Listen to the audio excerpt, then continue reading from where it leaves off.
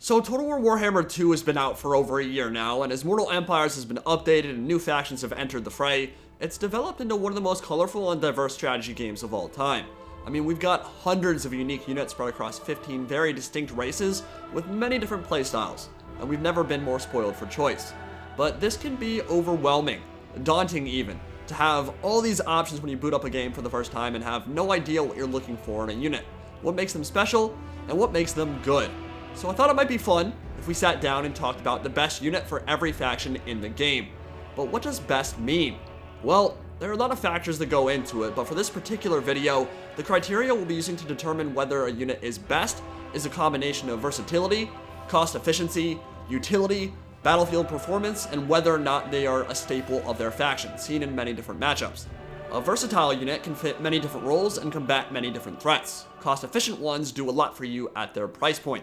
Units with a lot of utility offer things outside of raw DPS and pure killing power, offering up stuff like bounce spells, having high mass, tar pit or meat shielding potential, or they fill auxiliary roles. And then, when it's all said and done, does the unit actually kill stuff? Because at the end of the day, that's the entire point of Total War. Kill your opponent faster than they can kill you, and hopefully, still have an army when it's all said and done. To qualify as best, a unit doesn't need to have all those characteristics, but they all factor into the equation. And we gotta set some ground rules too. No regiments of renown, no lords, no heroes, just pure unchevroned vanilla units. And while I think this list will definitely be useful for campaign players, it's gonna be based off multiplayer because campaign has so many more confounding variables that completely change the output of a unit. Red skill trees and upkeep reductions and other synergies that are very difficult to account for. Everything can be upgraded into the stratosphere in campaign. Now, obviously, lists like this are always going to be subjective. You're not going to agree with every unit on this list, and that's completely fine.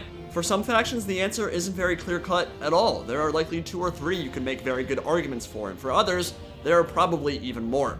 But this was the aggregate of the opinions of several of the best multiplayer competitors for Warhammer 2. Lotus Moon, Pippington, Tloxlan Soothsayer, and the ever-chosen himself, Aerocrastic, with your boy putting in the final word. And I gave them my list before they gave me theirs, so as not to be swayed too heavily by their lofty opinions. But with all that said, these are the best units for every faction in Total War Warhammer 2. And we're going to be working our way backwards towards Game 1, so that means we'll be starting out with the Vampire Coast. And this one is a home run, a slam dunk. It's not even close. Deck dropper handguns are silly at their price point. They are the kind of unit that completely breaks some matchups, and just the threat that they might be taken completely changes the complexion of games. Norske and Chaos and any faction with limited ranged options or aerial presence fear them, and they should. For 700 gold, handgun deck droppers are a unit that can generate insane amounts of value for you by sniping enemy lords, heroes, or expensive units, and when rolling in squads 3 or 4 deep, they can delete Mammoths and Shaggus and even the tankiest characters from the game. You don't have to invest in that many. Just the fact that the Vampire Coast can threaten to do so can completely dictate how your opponent plays. If you don't game plan for it, if you don't waste some funds or pick units like Feral Manticores that you'd really rather not invest in to ensure you don't get wrecked by them, they can sit on top of any lord or any single entity or hero they want and just blow it into the next dimension. 3/4 of their range DPS is armor piercing, and with extra powder, your opening volleys are hitting at 53 missile damage. A lot of factions just don't have good answers to them, or they have to overcompensate for the threat they pose, freeing up the Vampire Coast to go with other units and gain an advantage that way. And comparing them to similar units that came before, like Hawk Riders for the Wood Elves, it's easy to see the performance gulf between them, and that's at a price point that is 200 gold lower. There is no unit better for stealing lizard trinkets, and fortune might favor the infamous, but there is no better way to gain that infamy than to 720 no-scope from the back of the wings of a giant bat. This unit is crazy, and I think they are definitely deserving of the #1 spot for the Vampire Coast. To the shifting desert sands of Nehekara we march in the crypts and mortuaries of the Tomb Kings, where the Scorpions have come out to play. The Tomb Scorpion is, quite frankly, a godlike unit. At 1,000 gold, you're getting a heavily armored, terror-causing monster with a small hitbox and some of the best animations in the game. And animations are a key factor that a lot of people overlook, because you won't see them on the unit card, you won't see them in an Excel spreadsheet, but they are there, and they can have a huge impact on battlefield performance. It has good AP, a solid charge bonus, and 10 bonus versus infantry, meaning it trades incredibly well when supported, and happily burrowing its way through the rank and file of an opponent's force. 50 melee attack against infantry is no joke for a monster. That is very high. A lot of monsters and monsters infantry run the gamut from like 25 to 35 on their melee attack stat, so it's very high value there, pretty impressive. But I think what really gives this unit the edge over something like Boshabti is that extra utility you get from its rolling and dodging animations. It already has a small kind of wonky hitbox with a low profile, which lets it avoid missile fire pretty nicely anyway. But when you combine that with the fact that it can dodge, duck, dip, dive, and dodge its way through enemy formations every time it attacks, it is really hard to pin down and really hard to shoot with units that would traditionally be considered counters. At 1,000 gold, it is an amazing unit at such a cheap price point, and Vanguard is just that nice little cherry on top of everything else. Super fun, and definitely deserving of the #1 spot for the Tomb Kings. Now for the Dark Elves, the sadomasochistic bondage edgelords of not Canada, pinning down a top spot was really hard. If you've been following this game for a while, you'll know the Dark Elves are powerhouses in both campaign and multiplayer, and a lot of it has to do with their unit selection. They have excellent units for just about every occasion, all across the board. But before the Vampire Coast patch dropped, choosing a best unit would have probably been very easy. Doomfire Warlocks, without a doubt in my mind, were just like that top tier unit, but they've since been nerfed, only able to cast their bounce spells when above 50% HP.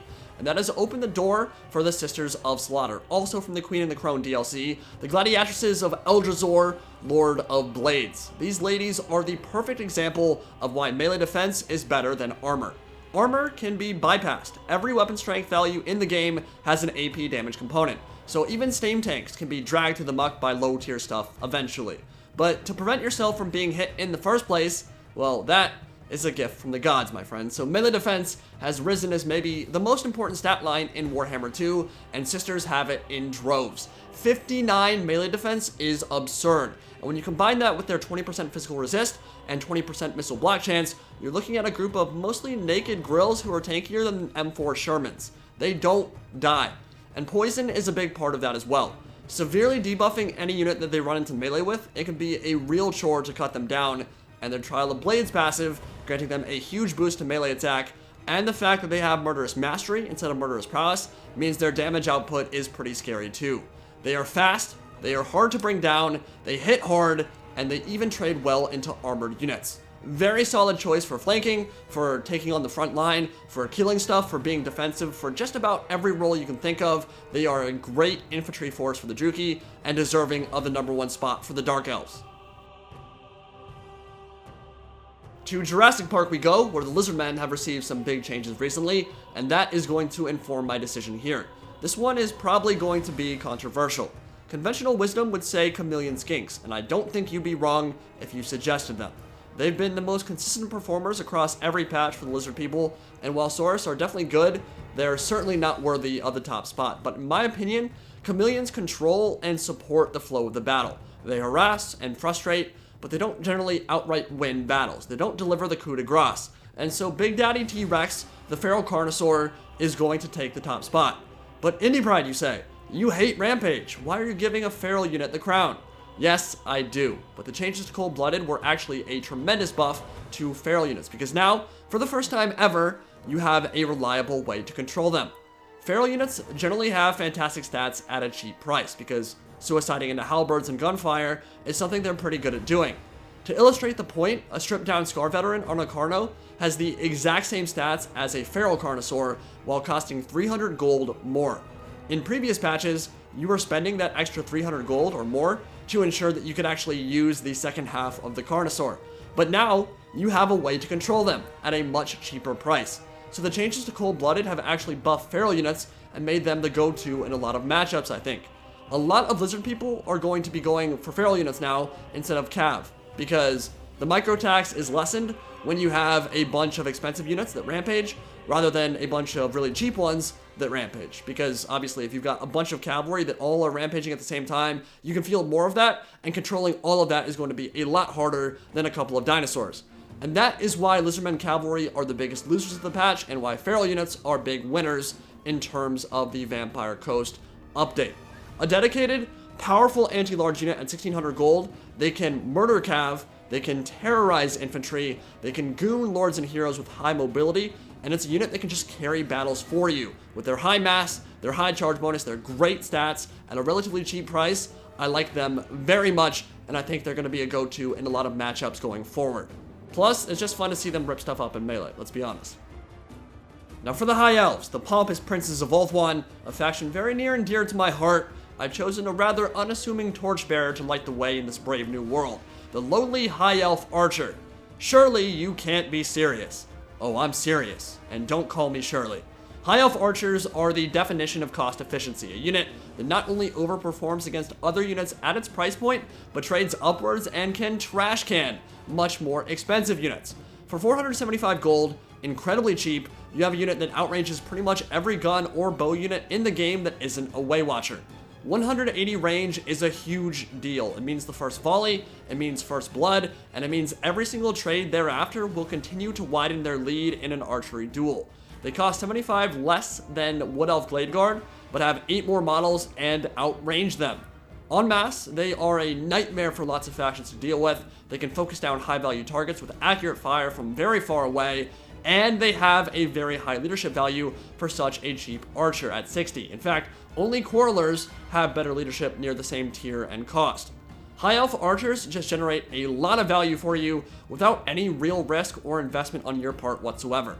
If you keep them protected, they will work wonders, especially when you've got 3 or 4 of their buddies just all Legolasing the same target at the same time. They're really accurate, they're really cheap, they're really good at just DPSing stuff from range. They're a fantastic unit for the price point, and I think they're very deserving of the top spot for the High Elves. So into the Under Empire we travel to tackle rodents of unusual size, the Skaven, and versatility is the name of the game here. As you might expect, it is the Frankenstein experiments of Clan Mulder that immediately stand out, and Rat Ogres are in my opinion the best unit in the Ratman roster. They are just incredibly necessary for the Skaven, who are very susceptible to fast movers, to flyers, to cavalry, and to high mass units. Stuff like the Hellpit A-Bomb can kill some of those threats in a prolonged fight, but it can't pin them down or stop them from escaping. Same thing with your Stormvermin Halberds. They'll trade great into cav and monsters, but have no reliable way to get them to commit. And that is where Rat Ogres come in. One of the fastest monstrous infantry units in the game at 60 speed, they are almost as fast as heavy cavalry and have the mass and maneuverability to overlap engagements and then prevent those high value kills from escaping. With very good weapon strength and a high charge bonus of 46 that is even higher than Minotaurs, they get even better combat stats than what you see on paper because of Frenzy. And in a roster that is heavily susceptible to fear and terror chain routing, Rat Ogres are immune to psychology, meaning they will not terror route. They are definitely glass cannons. You do not want to be throwing them directly into enemy infantry without support, but at 800 gold, they provide the mass, mobility, gooning, and killing power the Skaven so desperately need. And they fill so many different roles for the Thagaraki that I just cannot leave home without them. I mean, look at the little guys. They are just so fuzzy and friendly too, and pretty much the best imaginary pets a guy could ask for. Really good unit at 800 gold. I highly recommend bringing them in the majority, if not all, of your Skaven builds. So with the Total War Warhammer 2 factions done and dusted, it is on to Norske and the Beasts of Wintertooth, and I think this one is a no-brainer. Femir Great Weapons are detestable, deplorable creatures, but god dang are they good at killing stuff. They received a plus 50 gold nerf in the latest patch, and it doesn't matter at all. They've been undercosted since Warhammer 1. They are vicious monstrous infantry, what all the other little minions want to grow up to be, and they can be hugely impactful against Bretonnia, Tomb Kings, Chaos, Dark Elves, High Elves, Vampire Counts. You can go down the line of some of the best factions in the game, and they can be considered an auto-include in almost every one of those matchups. Magical attacks, armor sundering, 22% missile resist from the Mist, 110 armor, and amazing weapon strength means that they are can openers and incredibly tanky to boot. They get their hands on infantry or cav or monsters, and those things are gonna start dropping like flies and fast. It's that simple. And they have a 27 bonus for Slarge that sends their weapon strength skyrocketing over 100, which makes them one of the most threatening units in the game for monsters and for cavalry. You can throw them into a fight with infantry, you can send them out wide to fight against cavalry, and they have so much armor themselves, they are less reliant on infantry support and will function better without it than pretty much any other monstrous infantry unit in a vacuum. They're just good against everything. Top tier unit, through and through, super fun, put them in your builds. Now Forza Lady onto Bretonia, and this one was unanimous across all the players we talked to. I'd argue unequivocally the #1 spot for the faction of peasant beaters and purveyors of Prima Nocta belongs to Grail Knights, and what a shining example of cavalry they are. Grail Knights are amazing. They single-handedly make the Bretonia matchup a nightmare for both High Elves and for Wood Elves, and they're the main reason Bretonia is one of the few factions in the game that has an even or an advantageous matchup against all 3 Elven races. Grail Knights literally have everything you do not want to see on super fast cavalry when you're playing as one of the Knight Fears. Oh god, they have magical attacks that bypass all my physical resistance. Well, guess what? High Elves and Wood Elves both rely on physical resistance quite a bit. Oh lord, they have 30% missile block chance. Guess what? A lot of those factions really rely on their missile play too. Please, sweet baby Jesus, they have one of the best charge bonuses in Warhammer 2 that will easily get over 80, and that means that all these low HP units that you typically are going to field with the Elves means that your martial prowess and your low HP and all that is just going to get punished real quick. You're going to lose that martial prowess buff real fast. Lance formation is absolutely brutal against some factions because the mobility it affords is just so punishing. It skyrockets their speed to the point where even skirmish cavalry like Glade Riders will not be able to escape if Grails get into charge range, and that makes the margin for error when playing against them very small. And then to top it all off, they are one of the few units in the series that is immune to vigor. They cannot be fatigued, and it cannot be overstated just how powerful that buff is. Listen to the penalties you receive when your lords or your units receive exhaustion debuffs.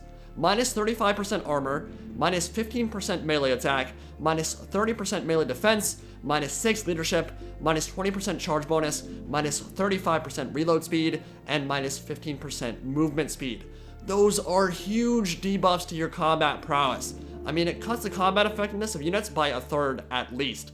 And Grail Knights completely circumvent that element of the game. They just don't care about it at all. So if they're kept around until the later stages of a fight, their combat stats are still at their peak, while everyone else is dragging ass and gasping for air. Without question, one of the best cav units in Mortal Empires, whether it's in cav versus cav fights, whether it's for cycle charging infantry, or compromising an opponent's back line. They are amazing and single-handedly drag the Bretonians into a good spot in terms of multiplayer. They're still not a top-tier faction right now, but they can compete, and a big part of that is due to Grail Knights themselves. And for the Wood Elves, the tree-hugging hippies of Athaloran, the best unit award goes to Way Watchers, the most dangerous archer unit in the series. I think there's an argument to be made here for Deepwood Scouts from a cost efficiency perspective, but Way Watchers stand out for their raw killing power, and the DPS they can unleash is terrifying. They have 190 range, making them the highest range archer unit in the game. They're the most accurate archer, they have the best calibration area, a very high projectile speed, and stalk. If fire well hidden, otherwise known as snipe, is the holy grail for archer units that every crossbow or longbow wielding lad aspires to, then stalk is the holy hand grenade. Not quite as good, but still a very powerful tool in the right hands, because positioning is everything for an archer unit, and there is no other range unit in the game that can make such good use of being able to move and remain hidden. I will say, in isolation, a single unit of Way Watchers isn't the scariest unit ever, but when you get 3 or 4 of them rolling deep in a hit squad, they will obliterate almost any target in the game in seconds if they catch you out of position. And Prey of Anathrema, the net from the Glady, excels at catching you when you're out of position. It doesn't matter what a unit is. When 4 Way Watchers are targeting it at the same time and it's netted, it just gets deleted from the game. Straight up. And it's especially potent in the opening stages of a match because you don't know where they are or if there are even Way Watchers on the enemy side of the field. So just the threat that a squad of them could drop the hammer on you at any time makes things pretty scary, and you can forget about trying to take them on in a skirmish battle because they outrange and they will keep disappearing from vision, and their missile damage allows them to outtrade basically everything. 2/3 of their damage output is AP, making them exceptional against armored targets, amazing against even shielded units, and if microed well and kept alive into the late game, they can kill or maim basically everything on the opponent's side of the field, and outright carry a battle for you. And at the end of the day, if you manage to catch them, which is not very easy given their 42 speed, they have 32 melee defense, which means if they're ever compromised, they won't necessarily die very easily. They are the quintessential archer unit, amazing from range, amazing at sniping down high-value targets, super fun to use, and when microed well, they can pay some gigantic dividends that can straight up win you battles. So I think they're deserving of the Wood Elves' top spot.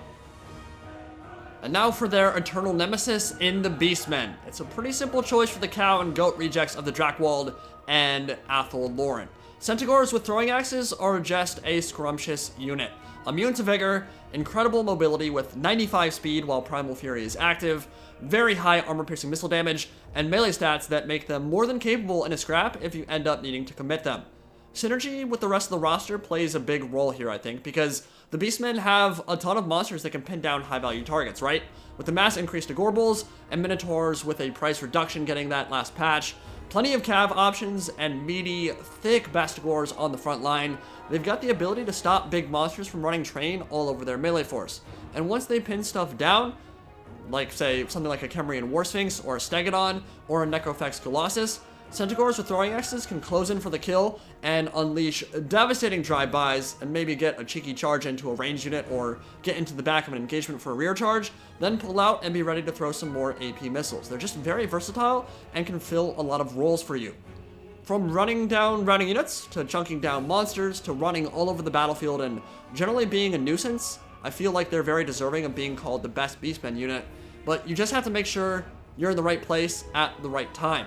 And I think that's one of the most important skills you can learn in an RTS like this, is to have that maneuverability, and Centaurs have that, and it means that they make that element of the game and of head-to-head matchups in multiplayer look very easy, because they are always going to be in the right place at the right time because they're so fast. So they can make up for micro mistakes, micro lapses, and they can quickly punish an opponent's mistakes as well.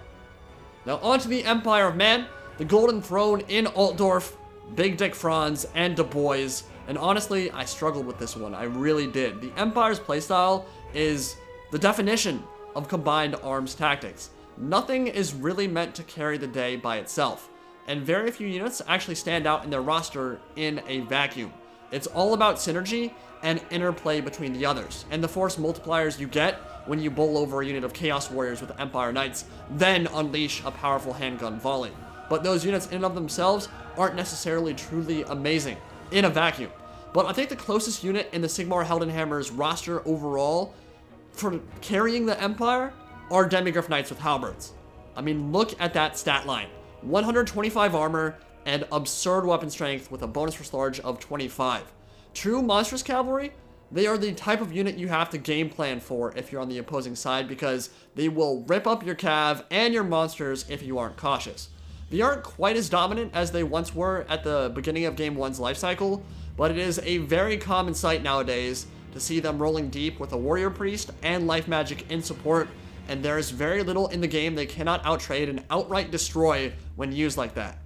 I love demis, man. They are so much fun, they look super cool, they kick ass, and the severe threat they pose out on the flanks, and as a defensive unit, protecting your own back line, gives the Empire the time they need to shoot you, outmaneuver you, and ultimately put you into an early grave.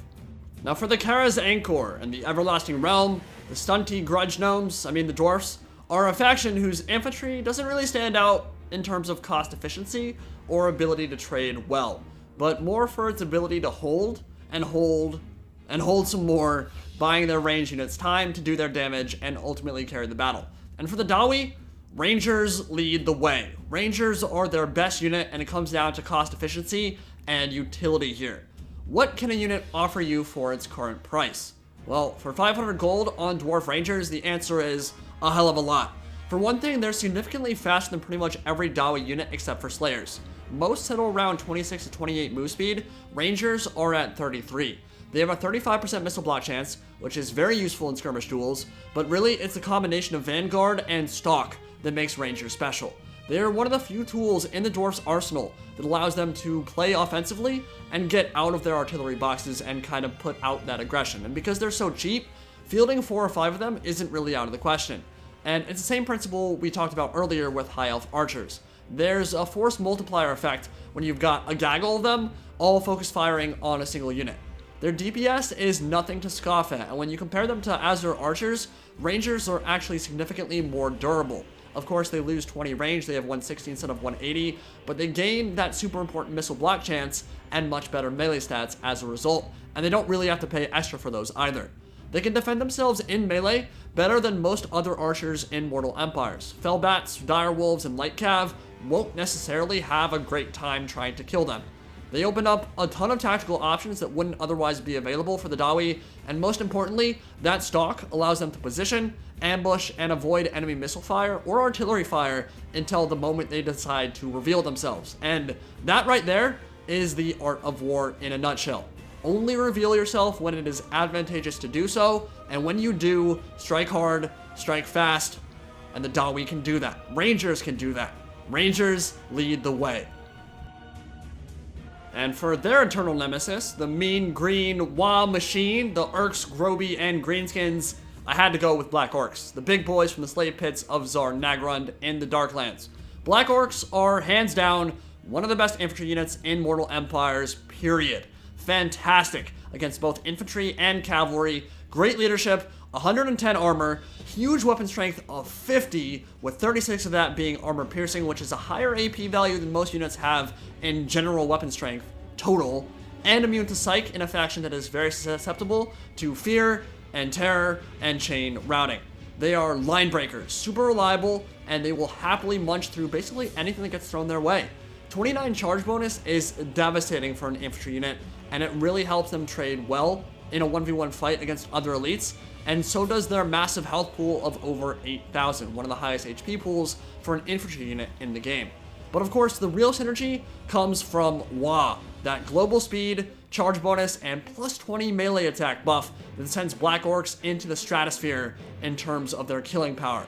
Combined with Wa, they can trash can basically everything in Total War Warhammer 2. Even Chaos doesn't want to take a melee fight with Greenskins when Wa is active on their Black Orcs, and entire strategies are built around preventing Wa from getting used effectively or even going off at all, simply because of how powerful it can synergize with, yes, goblins. I mean, goblins are actually amazing with Wa too, but when you're thinking of a unit like Black Orcs, getting 20 melee attack is just such a gigantic deal for them. They'll shred stuff, it's that simple. Only thing Black Orcs are missing right now is their Arm to the Teeth special rule, which I would really like to see them get added some like dual wield and shield variants in a later patch, maybe when they get their rework in a future update, because having that option would be really nice. Right now, Crimson Killers are the only dual wielding Black Orcs you can field, which are amazing, but they're Regiment of Renown, so we can't use them for this particular video. But regular Black Orcs with their great weapons, incredibly good unit, and definitely a staple of the Greenskin main line. Now, the Midnight Aristocracy, the Vampire Counts, are one of my favorite factions and probably the race I'm best with in Warhammer 2 multiplayer. That was true before the Bloodlines update, and after it, their position as a tier 1 faction has most certainly been solidified. They are super good right now. And I think a lot of people would say that the Mortis engine is their best, a potentially matchup-breaking unit that, when kept alive, will straight up win you games. And for those of you who say that, you're not wrong. It certainly contends for the top spot. But there was a recent nerf to its degen aura, which is now 20% less effective, from 20 HP per second down to 16 HP per second in terms of the drain it does to enemy units that are nearby. And the Mortis engine is super dependent on good micro and not getting caught out. It is a gigantic beacon for enemy missile fire and gooning, and if you're taking it, you need a composition purely dedicated to keeping it alive, and it will be the central focus of your entire army. If you lose it, you will lose the game. It's your win condition, but it is also your lose condition, and it has to be used against infantry. So, after a lot of debate, I have gone with Blood Knights, who can find a role and carry the game in just about any matchup, and in my opinion, are a less risky investment. Blood Knights kill everything.